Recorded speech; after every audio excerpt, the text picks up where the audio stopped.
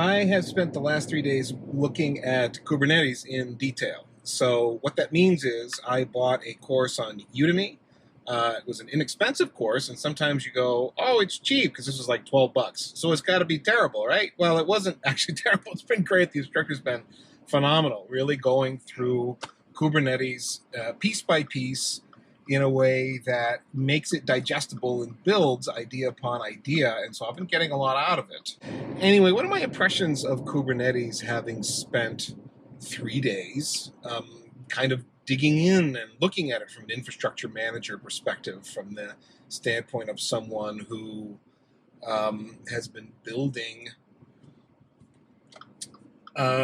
different data centers and networks and servers and different systems like that for a long time now. You know, Kubernetes is a different way of thinking if you are used to building monoliths. That is, if you're come from the old school and your idea is, I'm going to build me a great big whacking server and I'm going to, load this thing with as much memory and CPU and storage and so on as the budget will allow, then run my app on it, then this is not Kubernetes. This is not what this is about at all. Kubernetes is a system where you keep an application running by making a bunch of copies of it, telling Kubernetes how many copies you want to have running of this thing at any time, and Kubernetes then making sure that that many copies are up and running. Kubernetes also takes care of the plumbing for you so that you can get people from the outside world into your application. And so there's all kinds of primitives for things like load balancing. There are primitives for things like port forwarding, and so on and on and on it goes. All of those things you have had to think about over the years and would think about as separate components, like, oh, I need to build a proxy server, I need to build a load balancer. All of that is baked into Kubernetes. There are things that you need to configure, but it's there for you in the system without you having to buy a whole lot of separate components. Now, interestingly, Kubernetes is quote unquote free, right? It's open source. The cost of Kubernetes comes in a bit of a learning curve to get your head around what to do with it. And then beyond that, you need metal to run it on if you're going to run it yourself, or of course, you can run it in any cloud you want. Kubernetes as a service is a thing you can get with all the major cloud offerings, and then a lot of minor cloud offerings as well. But the problem here I see for a lot of shops is that unless their applications are architected so that they can take advantage of this notion of copies of an application, then I don't know that it does anything for you, really. If you want to run monoliths, you want to run, big whacking applications that sit on a great big server that you built as big as possible, then maybe you have some copies of it, because you got a few pool members sitting behind a traditional load balancer or something. I guess, this is something I'm still undecided about. Where's the line that you change out of the current model you've got, where it's a data center or it's a cloud instance and you're using all of those kind of services, but you're really standing things up as, a few copies, they're pets, you monitor them carefully. If something crashes, that's an event that you need to react to and do something about, and so on. Versus Kubernetes, where you turn over the reins to the scheduler. That's the guts of Kubernetes. It's a scheduler, and give it guidance on how to schedule this particular application for you and keep it up and running, and so you don't have to worry about that anymore. Where is the line? From a standpoint of application delivery, if we'd all been doing Kubernetes or something Kubernetes-like from the beginning, then there's nothing to think about. We just would be used to this. And it wouldn't be much to think about because it does make sense, right? Don't you really want an infrastructure that keeps your application running? Don't you want an infrastructure that makes sure your application is available without you having to do a lot of magic?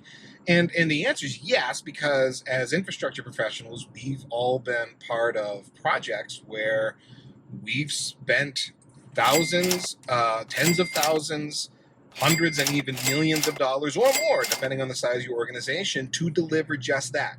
We'll do all kinds of stupid network tricks. We will do load balancing magic, all for the goal of delivering an application nonstop. Forget about 5 nines or 10 nines or whatever. Infinite uptime, no downtime allowed, ideally, perfect circumstance for our applications. And we've put all this money into all this hardware and all this complicated architecture to do that. Gosh, wouldn't it be nice if there was a system that did that for us? And if the answer to that question is Kubernetes, which of late it is, then, don't we want to go that way? And again, I keep coming back to this one problem. Most of us don't support applications that were architected with this sort of a system in mind. Again, we're dealing with monoliths, as opposed to, I'm going to say microservices here, but that's such a buzzword. I hate to bring that up. But so let me define microservices here as a big application that's been broken down into smaller applications that interrelate, all for the purpose of delivering some application to a user. So you've just, rather than having it run as one big thing, you've broken up your app into a bunch of little things that talk to each other over the network.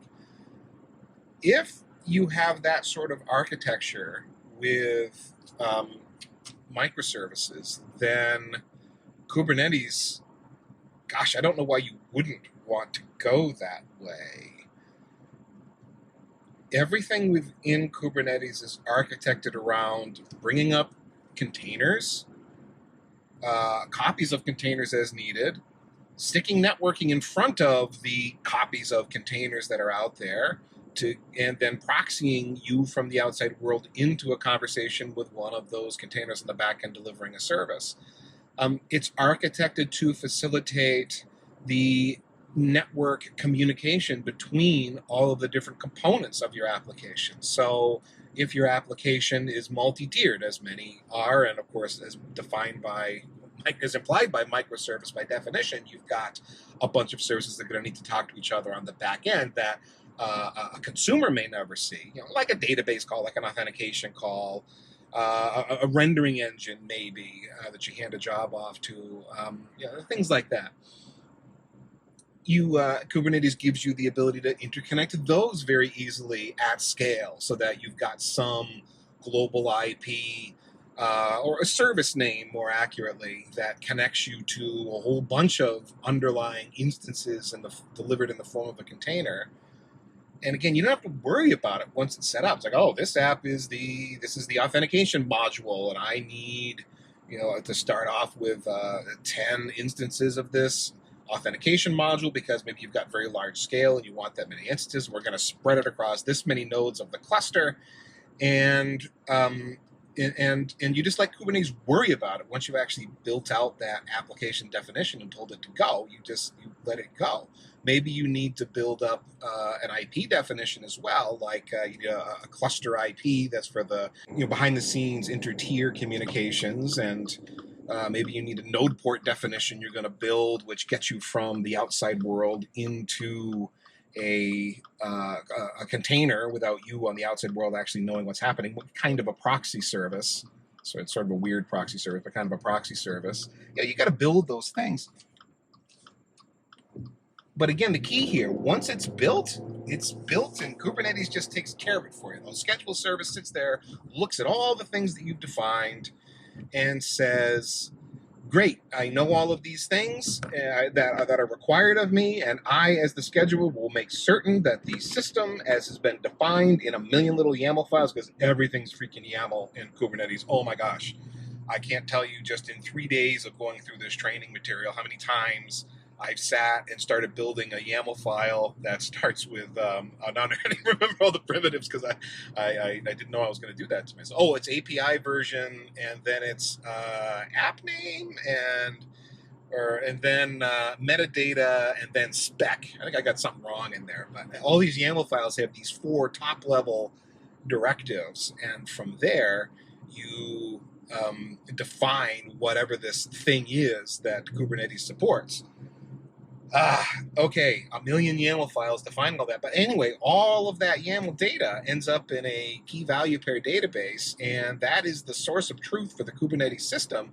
And Kubernetes' job, after you define everything, starting with those wretched YAML files, is to make sure that it stays there, that the state as intended, as defined by all the YAML and living in that etcd key value pair database, is indeed what's going on. So a container crashes, a container takes up too much memory, a container is under memory pressure.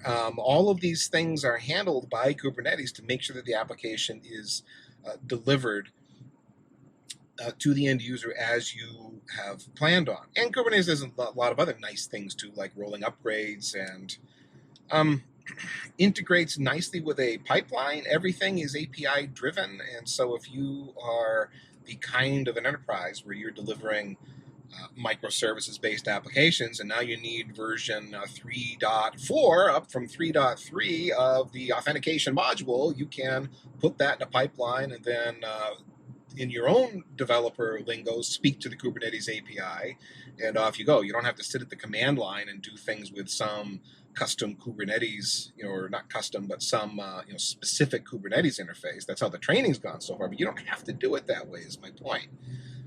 The API is there, and you can consume the API and make Kubernetes do whatever you want to do with whatever system you got in place. And if you're developing your own applications and you got your own pipeline and you want to get that app deployed, well, by gosh, Kubernetes is the end of the line for your pipeline. You tell Kubernetes, here you go, here's the new container, here's the repository you can pull the container from, here's the container name and the image I want you to load, and I want it to look like this. I need, X number of copies of it I need, and what you make all your specifications from there. Now, there's a lot more to the Kubernetes story that I haven't even gotten into yet. And the more to the story is more about networking. There is more about security. And on RBAC, I haven't even gotten into the RBAC, the role-based access control stuff that is all there. There are things I'm hoping to get into, like what happens when I add a node to the cluster? Is there anything magical that needs to happen? What happens when I need to take a node out? How does Kubernetes move workloads around, or does it move workloads around? Does it just kill the pods that are there, evict them, and then bring them up somewhere else and I start over again? But again, these are things I am hoping and intending to get into in more detail in my Kubernetes studies. I keep reflecting back on all the days I've done server administration, going back to Novell, Microsoft NT, Active Directory systems, and Linux, and then comparing them to what Kubernetes is doing for me, mostly in this context of containers, and going, wow, this is like all the crappy, boring, repetitive work that I used to have to do as a sysadmin because some ticket was thrown at me. Hey, stand up this bit of networking. Hey, would you, we got this new server we need to add to the backup scheme, and and on at the endless list of day-to-day stuff that goes on as you churn your way through an IT career. Kubernetes just handles many of those things for you. A lot of the tedium goes away, and the work comes in just getting your specs right for a particular kind of application. And once you get it right, I mean, man, you can just stamp this stuff out. Even if you were in the cursed world of having to bash all of your own YAML out by hand all the time, once you built a few templates for your environment you were familiar with, you wouldn't have to think hard about that anymore. My goodness, you could just copy paste, and as ugly as that would be, it would be faster than the way you used to do it once upon a time. So at the moment, I'm a fan, and I was saying it earlier, but I want to reiterate, the problem I keep coming back to is, and I don't think most enterprises and their IT systems are built for this. I don't think the applications folks are typically trying to deliver make sense in a scheduled Kubernetes container-centric world. I mean, no, containers aren't the only sort of workload that Kubernetes can handle, but it is awfully container-centric. That is the the focus of it for now. You got a container runtime engine, and that's how all of the YAML I've been defining so far, as I learned this system, has been centered around containers and container images and the image repositories and so on. But again, until enterprises are at that point where microservices are the norm and you are working on a rapid iteration of your applications and you are doing small releases of new features, that's the norm, as opposed to the quarterly or the semi-annual or even annual release of new code that you push out into the world, or you're an enterprise just consuming someone else's product, and that's how you deal with things. You don't make many changes. Then do you need Kubernetes really? And even if you can argue, well, I don't need it, I'm not making rapid changes, I'm not iterating that often on my application spread, is there still an advantage to using Kubernetes to do all of this tedium if you could adapt your infrastructure and your application delivery to be more container and repository oriented? Does that make sense? What if more and more software vendors, rather than delivering their code, or rather than delivering their application package as a SaaS offering, what if they began offering it to shops that wanted to release it on Kubernetes, and so it shows up with containers and a way to integrate it into your repository and the YAML file, so that you can stand it up in a way on your Kubernetes cluster that the a vendor is going to approve of, and like and support.